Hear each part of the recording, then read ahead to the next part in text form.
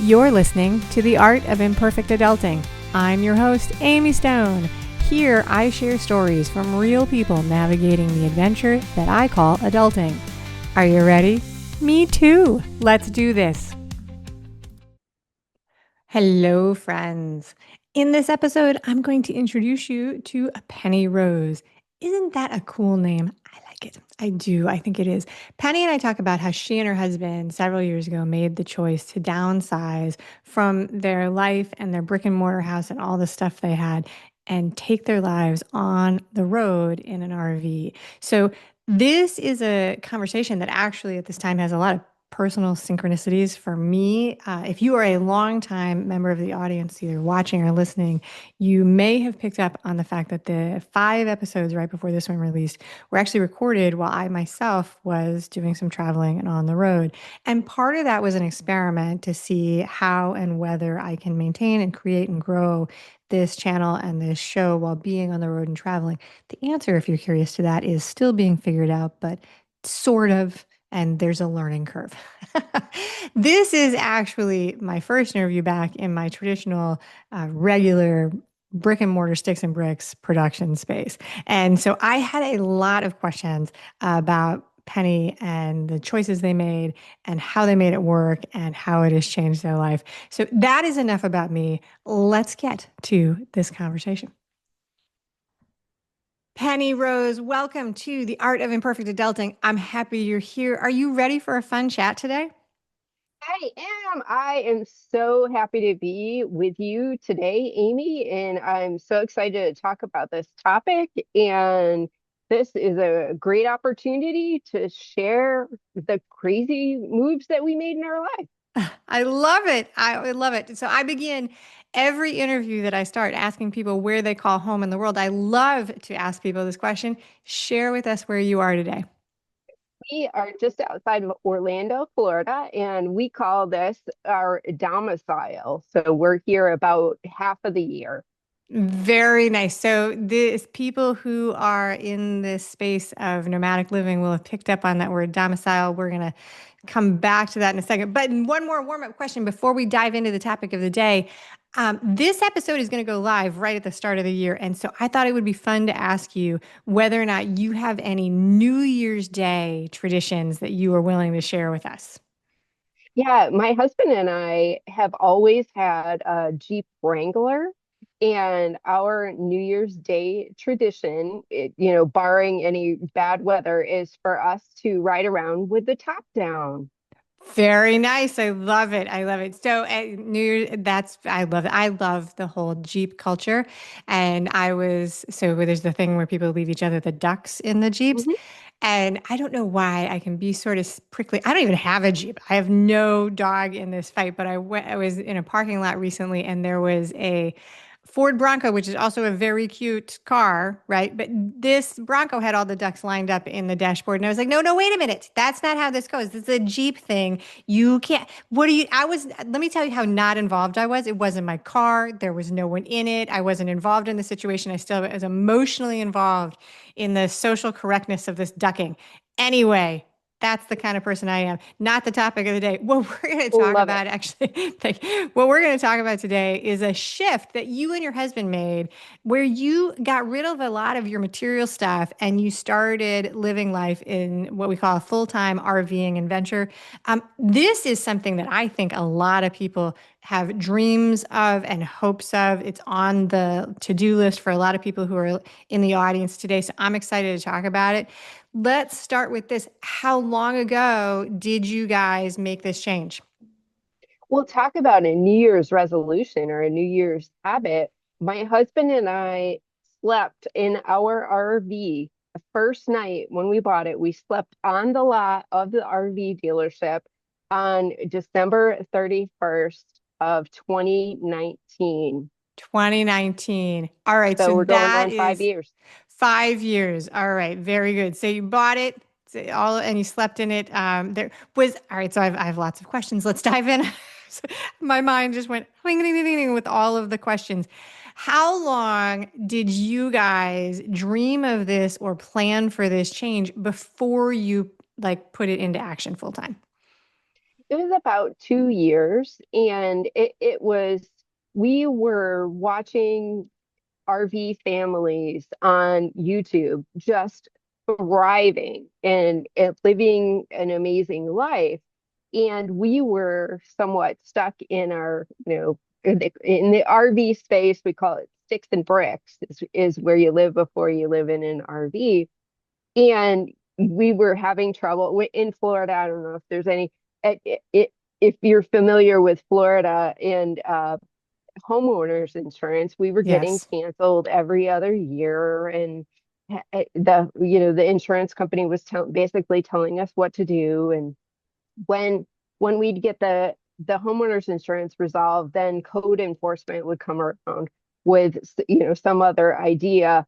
And I just had kind of a throwaway line to my husband, hey, wouldn't it be great if we lived in an RV full time? And he didn't answer or say anything at the time, which I'm very thankful about. And then about a month went by, and he said to me, kind of a throwaway line, hey, wouldn't it be great if we lived in an RV full time? And I knew that he had been processing over that month the possibility that we would make a change. Very interesting. So I am also in Florida. I'm in super South Florida. I live in Miami-Dade County. And so I am intimately familiar with that cycle of insurance and code enforcement that you talk about. It is definitely something that I think that people who are outside of this geographic region may be aware of, may not fully understand the cost and the pressures that go with it, because it is just so crazy. It is just so crazy. So there's a joke when you do renovations on your house, like how slowly the contractors work and how they're on timetable. This is an old story. This is from over a decade ago, but we were replacing new windows and things like that. And the building code in Miami-Dade County updates every 12 to 18 months. And so your permits expire. You have a finite amount of time between you pull the permits for windows for when they have to be installed. And it was an old house. It was like there was nobody was doing anything wrong. Nothing was going on. But it took a while to get these windows installed.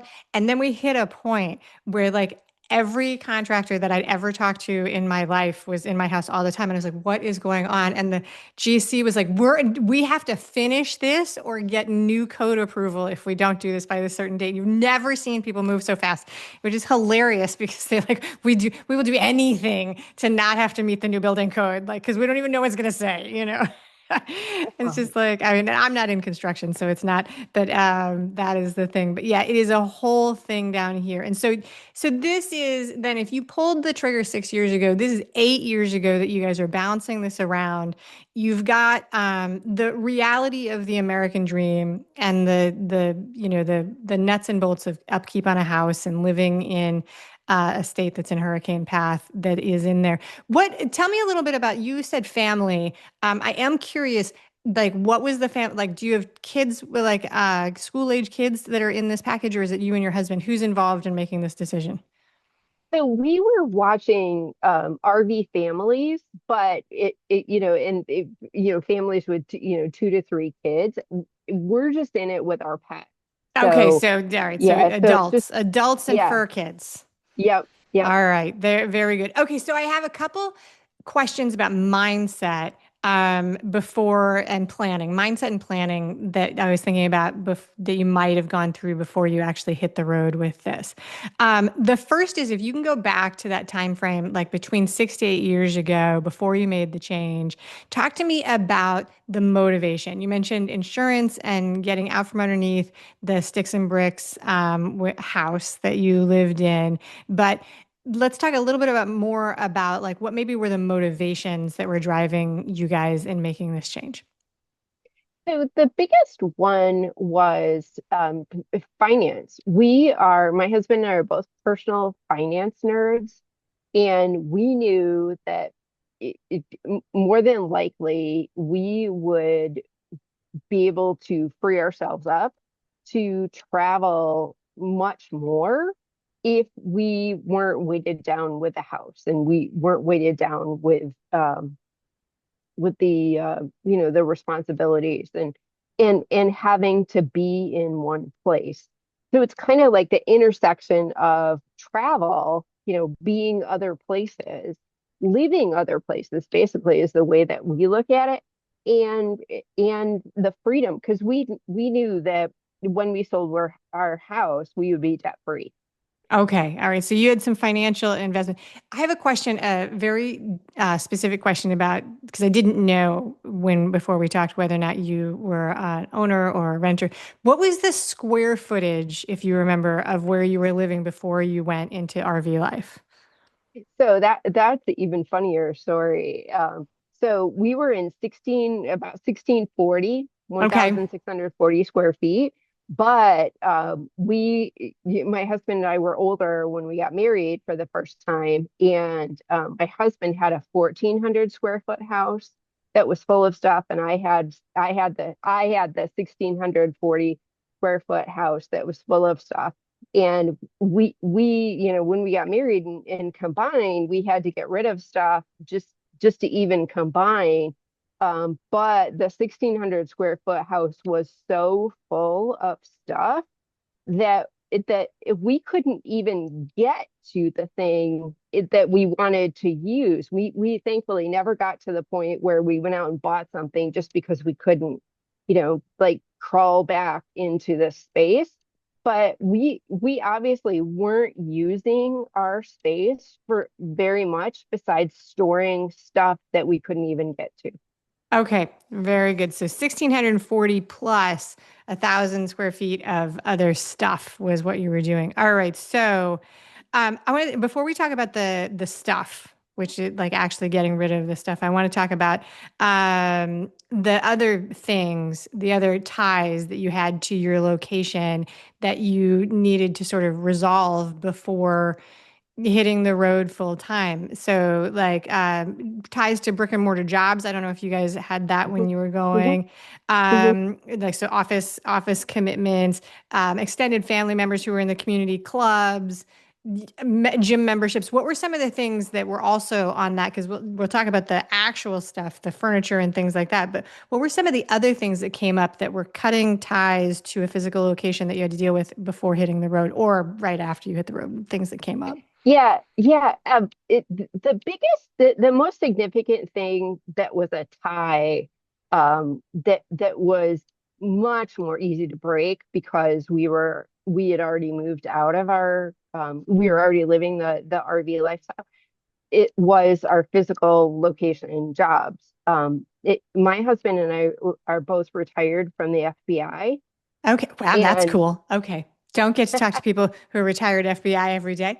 Sorry, it's caught me off guard. Love it. Keep going. So you're retired FBI. Coolest thing I've said so yes. far today.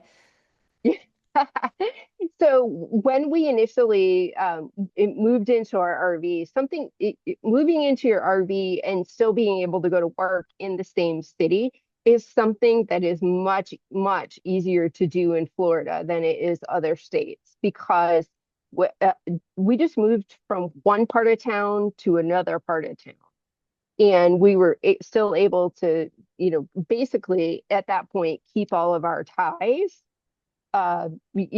Basically we only moved out of our neighborhood, and Okay. so we don't have any family in Florida, and so that wasn't an issue. But we had churches and Yes. we had personal finance uh club, memberships in person that we met with, and so during the 2.5 years that we still, lived in the community and went to our jobs, people had seen the dramatic change that we had made in our lives, and they understood that, that time period was precious with us, and that, they would only have us for that time period.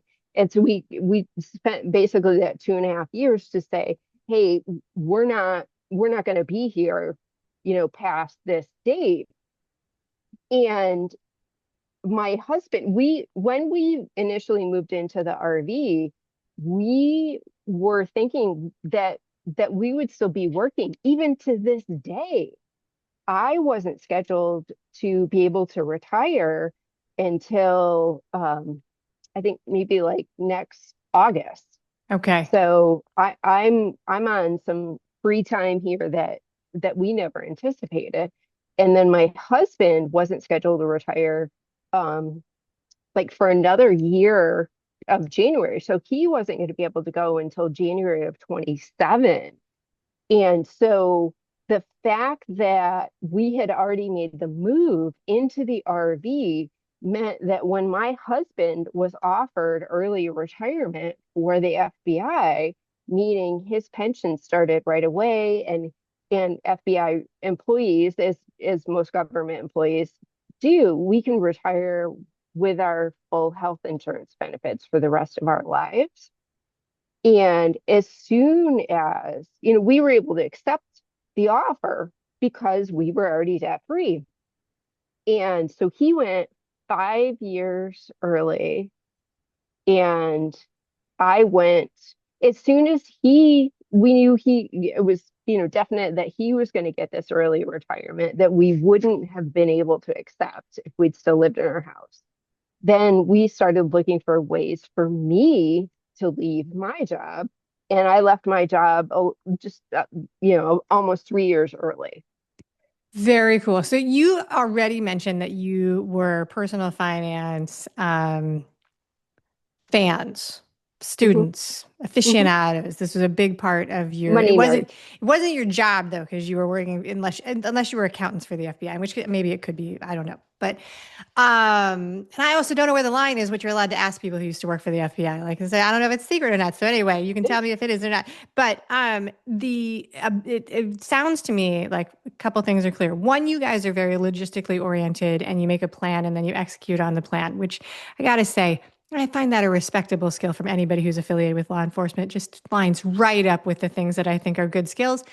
And so you make a plan, you've got 2 years. Then I think I'm understanding you guys were living in the RV, but in your home community for a couple of years, and you had a Hmm. deadline. You set a deadline. So you were notifying all of your communities. You're like, this is our plan, so on and so forth.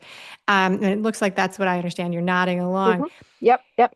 A big part of this, though, sounds like it's the awareness that your freedom and your mobility as an ability to be able to do things really hinged on being able to reduce your month-to-month expenses so Yes. that you could have, yeah.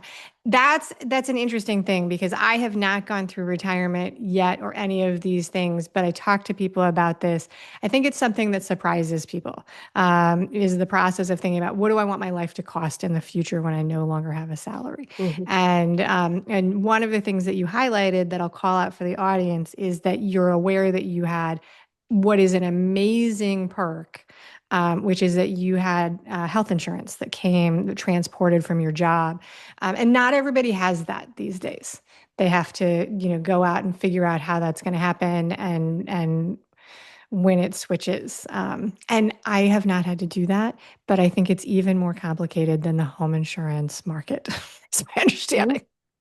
Hmm. All right, so very good. Okay, so now let's talk about what you guys did with all of this stuff. So you downsized from having a very, very full 1,600 foot brick and mortar house, and you move into an RV. What's the square footage of your RV? It's about 250. It's so small. It's so small. 250. What did you guys do with your stuff? Did you sell it? Did you give it away? Did you throw it away? How did you do that? We did all the things. So we had the extra fun opportunity to do this during COVID. Okay. And normally, people who work for the FBI aren't allowed to work from home. And thankfully, because of COVID, we had the opportunity for 6 months. The first 6 months of pretty much the first 6 to 9 months of our full-time RV living, we had the opportunity to work from home, which meant we were supposed to be in our house anyway. So we did not sell our house for almost a full year after we moved into the RV. Oh, And so you so, were living in the RV, but you still had sort of like storage in the house. yeah, exactly, exactly. That's how full it was. It took a lot of time to get rid of things. And the first thing that we did with the RV is we get a brand new RV where we start taking stuff out of the house. Does this fit? Does this fit? Does this fit? And we brought what fit, and then what didn't fit, was, hey, let's figure out how to get rid of this. So we went, we basically did all the things, and it was harder to do, I think, during COVID because, there were some donation centers that were shutting down, and people were a little less likely to meet at your house to buy something or to um but we went through everything multiple times. And I think that's kind of the secret for us. We had gotten a really good advice that was, number one, do not plan to have a storage unit. Okay. Plan, a storage unit needs to be the last thing on your mind, because what we've seen other people do is if they have a storage unit, they'll just start filling the storage unit and stop looking at their stuff. And then they'll get half of what they think they need to go in the storage, and they'll have filled the storage unit. And then they're, going to a new storage unit and, emptying the old storage unit and filling up the new storage unit. And so our thought, the next piece of advice that we got that was really good was to just focus on one room and plan by the time you finish that room for this iteration that 50% of the things in the room are gone when you're done. Yeah. And then and then you just keep moving around the house until you get back to that room, and you go back to that room. And again, the second time you hit it, 50% needs to come out. Did you guys, was it hard? Was it hard to release the stuff that was in the house? Like, was it emotionally challenging? No, actually, it was more logistically challenging because we got to a certain point and we didn't want to look at it again. And my Okay. husband wanted to call for a dumpster. Yeah. I And can see that. Yeah. and then I think once you've gone through every room of your house and looked at everything the first time, it, it I think the next time you look at it you realize it's just stuff, and you can't remember the last time you used it, and you really wish that you hadn't bought it. And especially being finance nerds, we're like, oh, so much money. Yeah, no, some people get very emotionally attached to things, and I respect that. And it can be a very, very emotional process for people. But the flip side of that, which is people who deal with the processing of stuff and the emotions of change and things. They do pretty much everybody is like, once you release your attachment to this stuff, it's like you are ready to let it go, and then you don't have to maintain it. But getting through this is all the stuff we have, and it's very important to us, and letting it go can be a long process. So you sold it. You got rid of it. You did not put it into storage. I am like you. I'm not a fan of people having storage units. There's a story I tell about my family in storage units with a move from years ago, which is that we put stuff into a storage unit and we did not look at it for a year. No one went even once, like not even once, nobody went. And then the renewal came to renew the storage unit. My husband was like, "Oh, we should renew it." And the rate goes way up. And I was like, "No, no, we should not." He's like, "We should go and look at what of this we want." And I was like, "I can tell you we don't want anything because we don't even know what's in it. We haven't Mhm. needed it for an entire calendar year. Just throw it all away, have it picked up, give it away." Have you ever seen that there's a show on TV which is people who bid on empty, like unclaimed storage units, and Storage then wars. oh my, that is such a wild concept. Very creative. Okay. So you didn't have any family in Florida, but when you were planning this move, when you were in that period of thinking it through, or even just those 2 years before you hit the road full time, when you told the people who were in your community that this was your plan, what did they think? What was the feedback that you got? So for the most part, it was very positive. And, I had one friend who was very concerned about us, during hurricanes. And, we said, we're just going to leave it. We're just going to go to a hotel that's Yeah. not in an evacuation, and we're not going to worry about it because everything we take with us when we go to the hotel during a hurricane is everything that's important. And everything else is just stuff because we'd already gotten rid of so much. And then other people were saying, I could never do that, but I really envy your ability to do that. And then I think the biggest feedback moment for me was when we actually did it and people said, "Oh my goodness, it's never that we bet against you. It's just that it's so nice to see that you've said you were going to do this and you just did it." That is really interesting. What did it, so I think that this is a really interesting thing that happens when people make changes. 'Cause I mean, it is not, I do not think it is unusual for people to consider being nomadic. Maybe that's just my perspective. But I do think that it's very interesting that a lot of times the first round of feedback you get from people is about safety. Like, are you worried about your safety?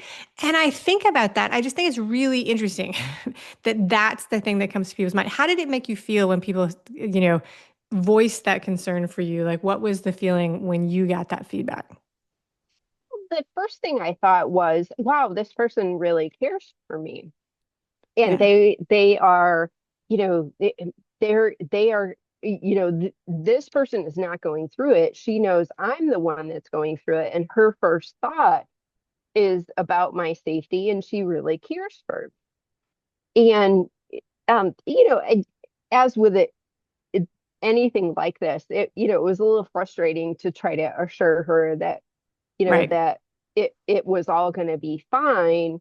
And in the end, I quickly understood that this was more of a her problem than a Yes. me problem. Yeah. That's And yeah. Yeah. I don't think and I I would feel used safe if I did it. So there, how could you be safe? it, and then so then I just, it mirrored back the concern and the care that she had for me towards her. Yeah, I think that's very smart. And I think you picked up on it. And I think it's very interesting. But yeah, so I thought I'd ask how you felt about it. All right. So very good. So, but it's true, meant with love. And then people who are, I guess the word is surprised, but not in a disbelieving way, more of a, it's like, it's nice to see that you made it happen. Okay. Mhm, So 2 years ish where you still have the brick and mortar jobs where you're tied to the location. For a while actually, it's like you've got two homes while you get rid of the brick and mortar house. At some point you go on the road full-time mhm, RVing. mhm. And so how often when you hit this, so I guess now that I know more of the story, I have this is a more complicated question. When you hit the road, were you guys still working in any capacity, or were you able to do full-time travel? So we're able to do full-time travel because any work that we do, up until this month, I do have a caveat for what we're doing this month. But I was a forensic accountant for Okay. the FBI, and so I did financial investigations. And my specialty within financial investigations was reviewing tax returns of people to identify criminal activity that where I would see their bank activity and know how much money was flowing through their bank account, and I would see what they report on their tax return, and I was able to say, there's a lot more money flowing through the bank account than what they're reporting. And so it was somewhat natural for me to become a tax strategist. And that is what I do. And that was being able to open my own solo CPA practice doing tax strategy was how I was able to leave my job 3 years early. Okay. So, but when you guys hit the road, you were very financially set to be retired, and then you also had set up your own business to be able to do that. Okay, so the next question I have about hitting the road is when you started, how often did you change locations? And has that shifted then over the time as you've been doing this for a couple of years? So we have, like, as I mentioned in the beginning, in the introduction phase, we domicile just outside of Orlando, Florida, and so we travel about 50% of the time. And when we are not here, we are on a 4 to 6 month trip.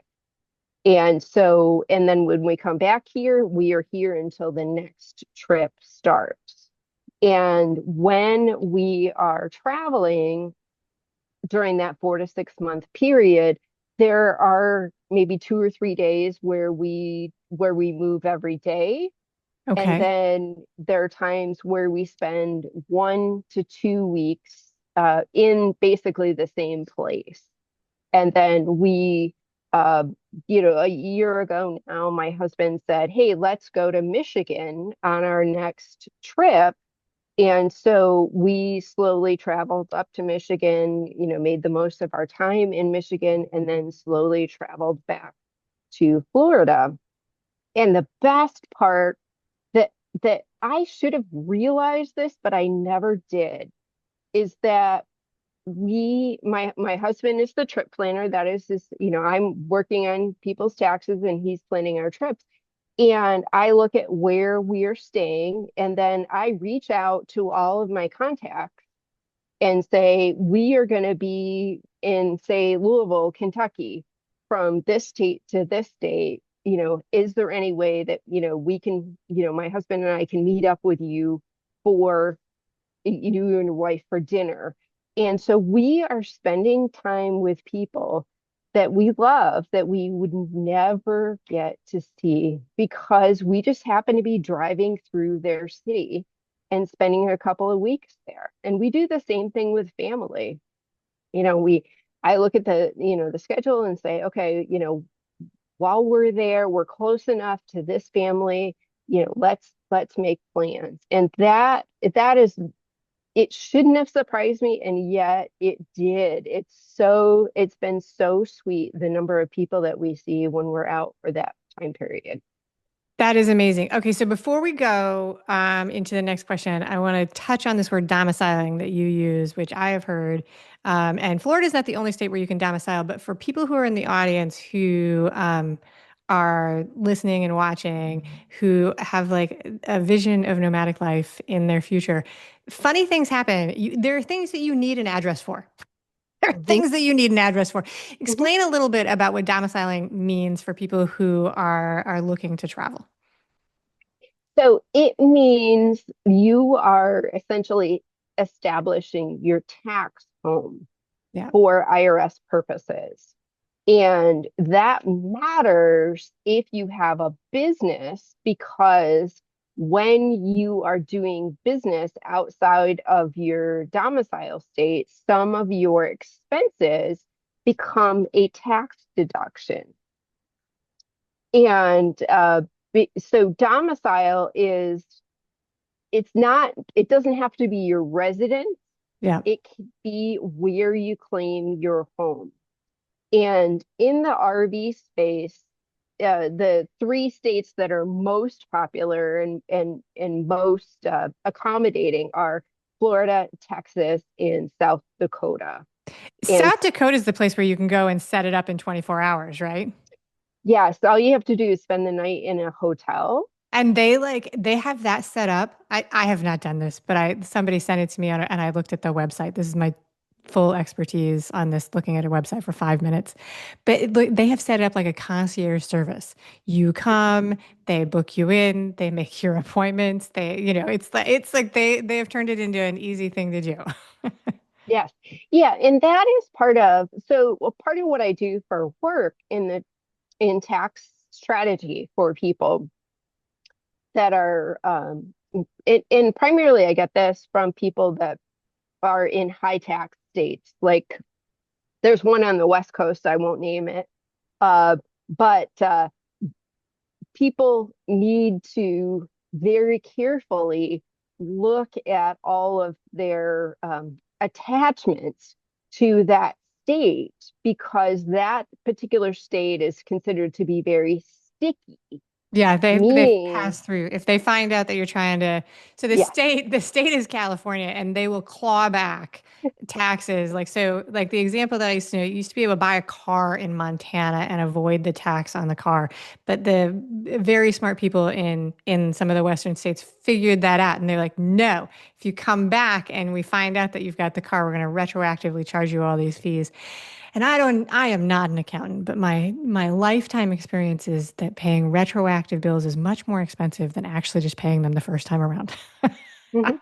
In most cases, I learned that with parking tickets. Just pay it. Oh, Just yeah. pay it the day you get it. Like, don't Yes. even chance it. Don't set it on your desk.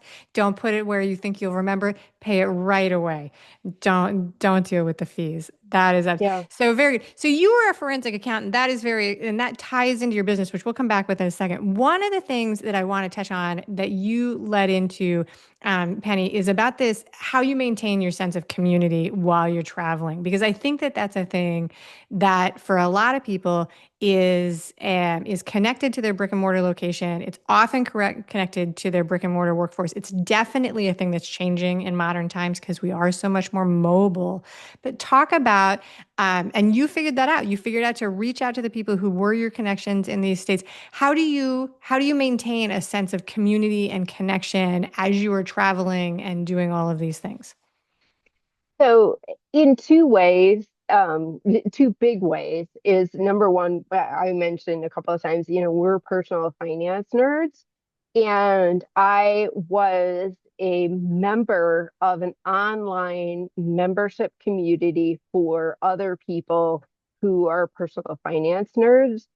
And when the founder of it decided he didn't want it anymore, he said, "Hey, would you please take this over?"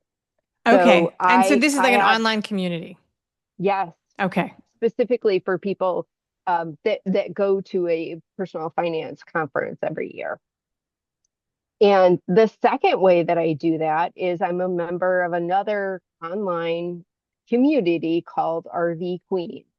Okay. And it is for women who live in an RV, either part-time or full-time, and have businesses so that they can travel.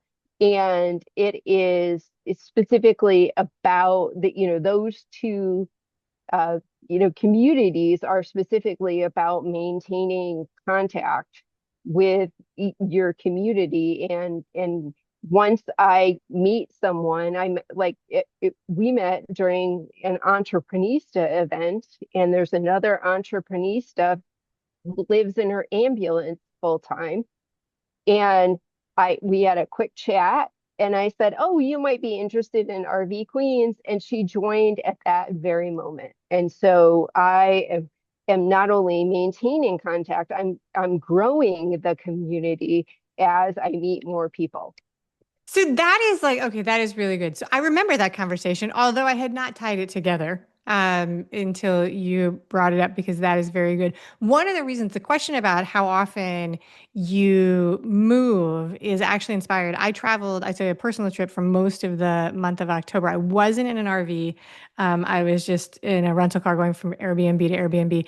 But there were two things that came up in my trip which inspired these questions that I was asking you. One is that I realized how much effort it is to change locations and how much of a disruption it is. And people have all kinds of guidance about this. So I, I had read the 2 nights in every, like that was the thing. But even that's fast. That's fast. That's Hmm. considered It fast is. travel. And then there's others that are doing the more slow and figuring out how it works in to your schedule for how often you travel. That's one thing.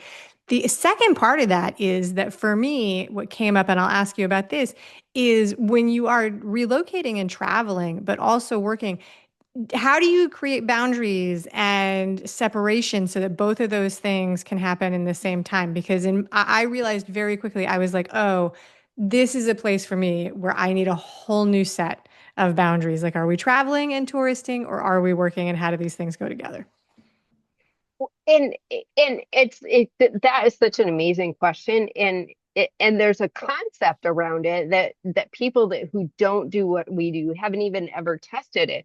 it's hard for them to grapple with, but there is such a thing called traveling too fast. And so many people that travel all kinds of different ways are, after the first year, they'll say, wow, we really traveled too fast. And but to bring it down to your specific question is that we look at where we stay. If it's more than a night, we actually look at it as if we live there. Okay. We are living, and so we may be someplace for a week, and we may only set aside a day to do the touristy things in that area because we're choosing to live there. And so it'd be the same as, we're outside of Orlando. This is, our domicile. This is what we consider to be our home. We wouldn't necessarily do touristic things 3 to 4 times a week. So when we're on the road, we keep that same pattern that I have a happy hour scheduled for tomorrow with some RV queens who are in Florida, and that is something like what I would do when we were out on the road. So yeah, I think that is the shift. It's like, are you living there or are you touristing? And the two things don't always work in the same calendar is what was my exposure to that. And then the other thing that I realized is um, how long it takes to find the cool things any place that you are, Mhm, right? Like, which I think we all mhm, know, right? Like, so like if you go someplace and you're only there for 24 hours, what do you see? You see the highway and you see, the lobby or hotel or whatever place that you're staying. And it takes a while to find, the coffee shop that you like, or even to find like I run as a hobby, to find a place to run that you like. That takes a couple of days. It's mhm, it's like hard mhm. to do. Anyway, those are my personal thoughts. That was what inspired those questions, and I love your feedback. All right, so so you change locations based on how long you're doing. You domicile in Florida, which means that, and in Central Florida, which means that every time you start those trips, you've got 7 to 8 hours to even before you get out of Florida. That's one of the challenges of being so far down in the peninsula. So if you go to a place like Michigan, you're traveling slowly, meandering your way up, and taking time. And then like when you usually stay someplace, if it's a place where you're going to be, is you're talking about a week or 2 weeks? How long do you guys like to be in places?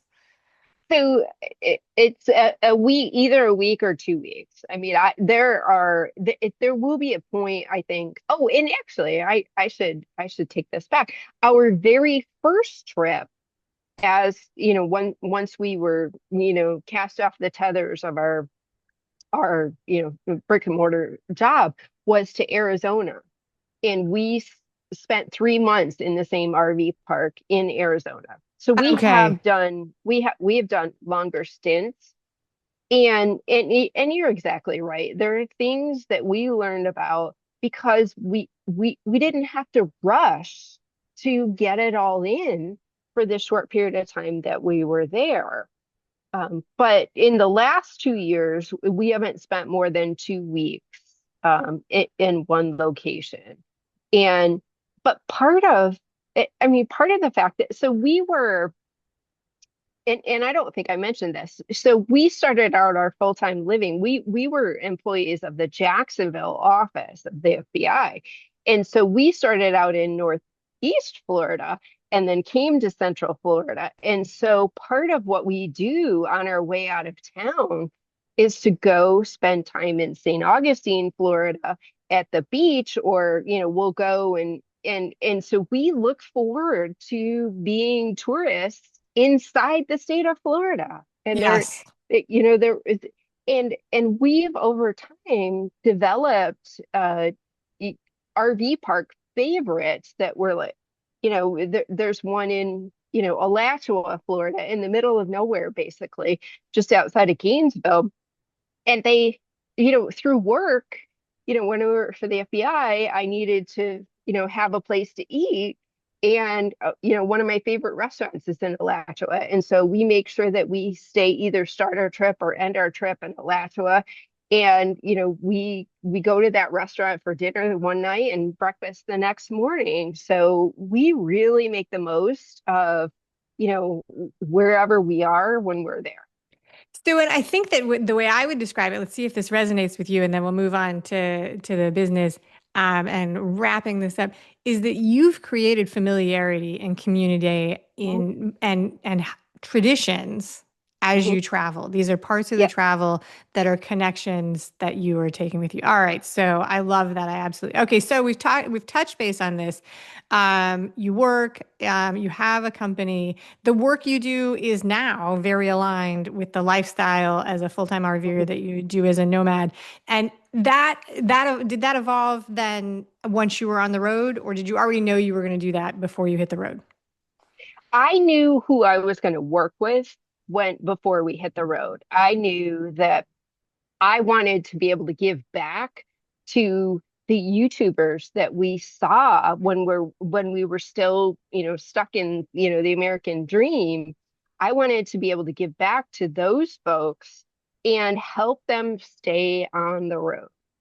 If you are a travel creator, your biggest fear is that your business is not going to be able to sustain your travel and you will have to go back home to a traditional job and a traditional house.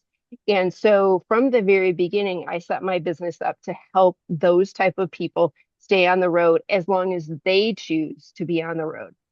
And so, what you do, so when we talk about travel creators, these are people who are creating content primarily on YouTube, TikTok, that is influencer content. And when I mean influencer, it's like they're like sort of vlogging their own sort of life and experiences.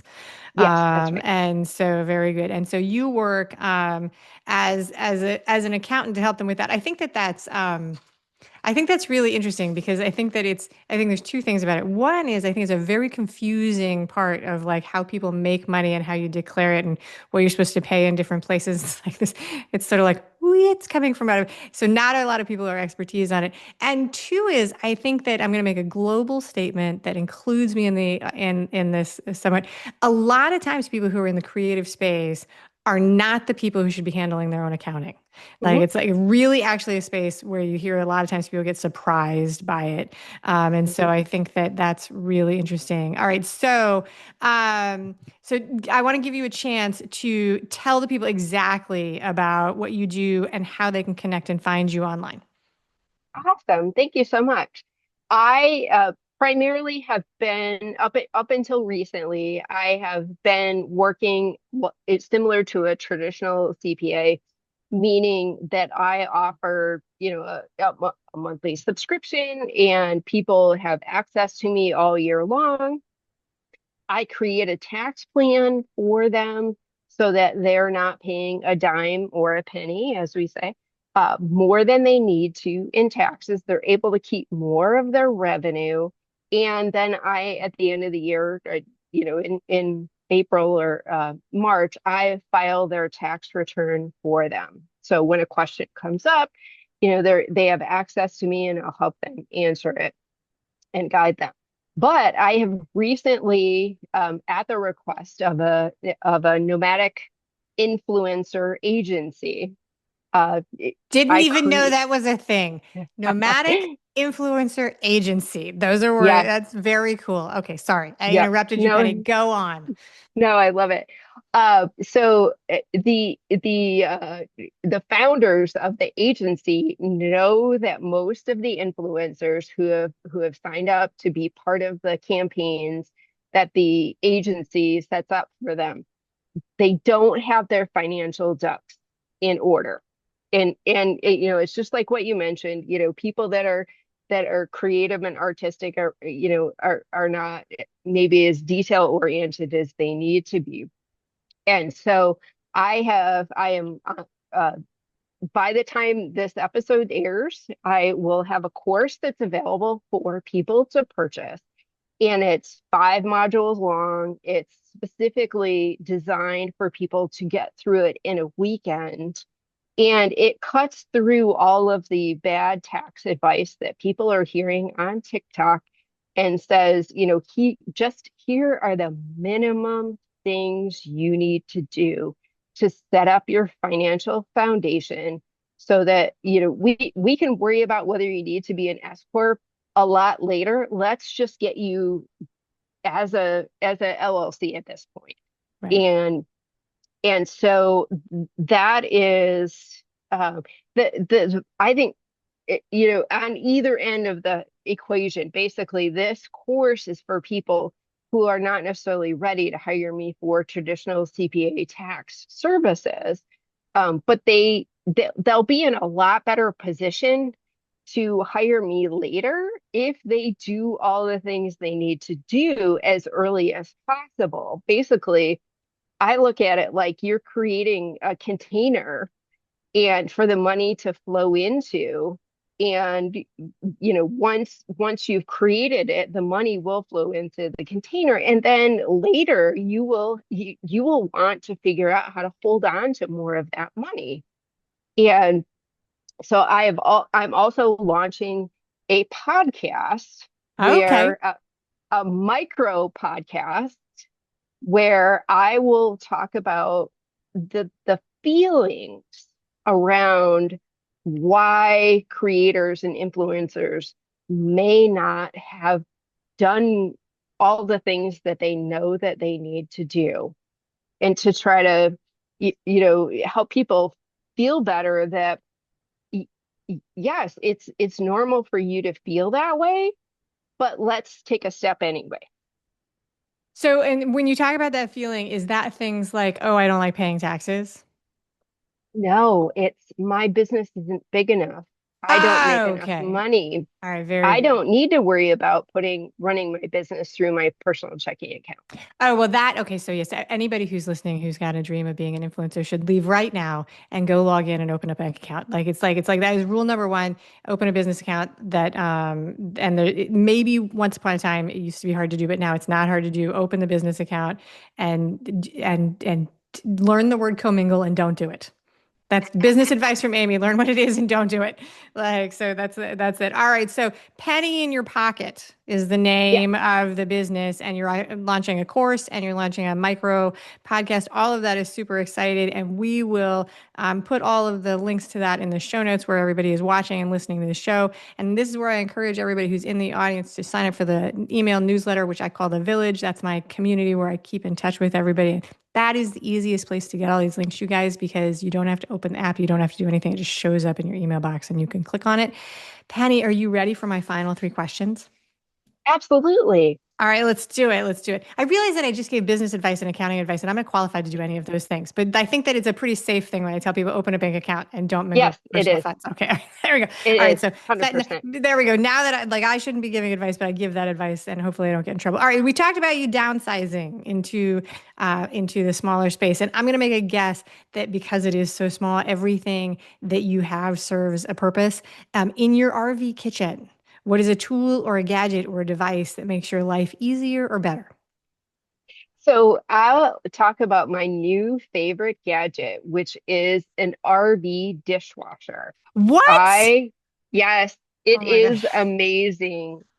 And it heats the water for me, and it dispenses the right amount of soap, and it dries and sanitizes, and I use it every day, and it is very luxurious, and yet something that RVers do that's different than a lot of people that live in sticks and bricks is that we eat at home most of the time.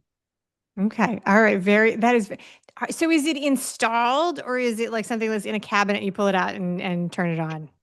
Right now we're able to we have sink covers. Okay. So we have a countertop that covers our sink, and Yep. they're split, and so we're able to leave the dishwasher sitting on the cover of the sink, and so we just plug it in, and then it has a hose that comes out of the back, and that's how it dumps the wastewater.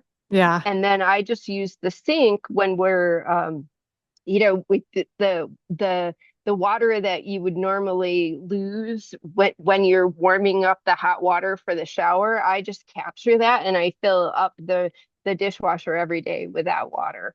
All right. That is very, very cool. It's living in an RV, spending time in a very small space. You're very aware of what you use and what you don't use. I've not done very much of it, but that is my lesson there. All right. This is a podcast.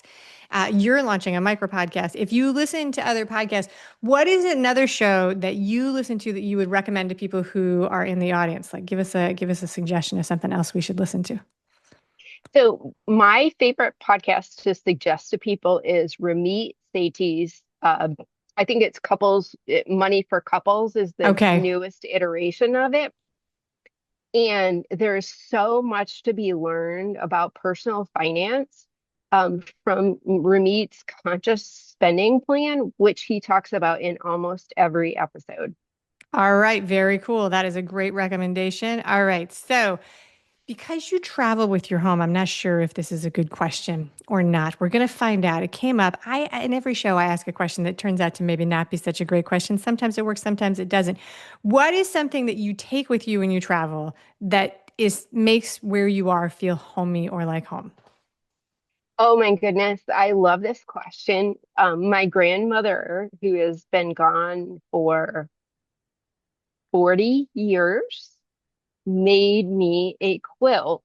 And it was I made a special request and it's fluffier than the normal quilts that she made. And I'm still able to keep that with me. And I use it almost every day. So that is the thing. That is such a great connection. Oh, I love that story. Very good. That's it. Penny Rose, thank you so much for being a wonderful guest today in the show. And I have to say, for people who are watching this on YouTube, you can see that Penny is actually outside where she is recording this. And we're recording this on Halloween, believe it or not. She started this, she's in Florida, Central Florida, where we're having a little bit of a cold snap that goes in quotations because we're in Florida. But she started with a jacket. But the quality of your connection being outside has been fantastic. I'm very impressed. Thank you. Starlink all the way. Woohoo! All right. Thank you so much. Thank you. Thank you for listening today. I hope that you enjoy the show. And before I go, I want to encourage you to become a bigger part of the conversation. Obviously, subscribe wherever you're listening to the show. Listen to more episodes. That'd be great. Again, please write a review and tell your friends about the show. That truly is a great help for getting the show in front of new people. Okay, but more fun for you yourself, head over to imperfectadulting.com and join the email community. You'll get some free stuff right away, and that way you'll begin to get the emails about the podcast. This includes the links for the special offers from the guests, and it's the only way to get that. Also, if you aren't in the mood to listen, I actually include an article directly in those emails. Whee! Now, if you love this and you crave more time with me, Amy, as a coach, a mentor, or just adultier adult, numero uno, check out The Village. If you have a story you want to share with the listeners, I'd love to hear from you. I have an open application. Just let me know you want it. And that's a wrap for today. Until next time, remember, the journey is the destination. Ralph Waldo Emerson said that, not me. Well, until just now, I did just say it. But what I want you to hear today is that if your adulting journey isn't going the way you expected, that may not mean that you're lost. It may just mean that you're on your way. This is Amy Stone, signing off.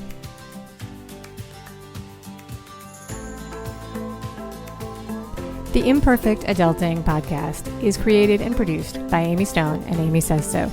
Anything expressed on this show is offered as entertainment, and the views of the guests may not always represent the ideas and viewpoints of the host. That's me.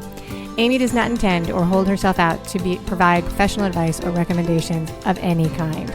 In the end, you and you alone need to make those kinds of decisions based on your personal and individual situation, needs, circumstances, and comfort level.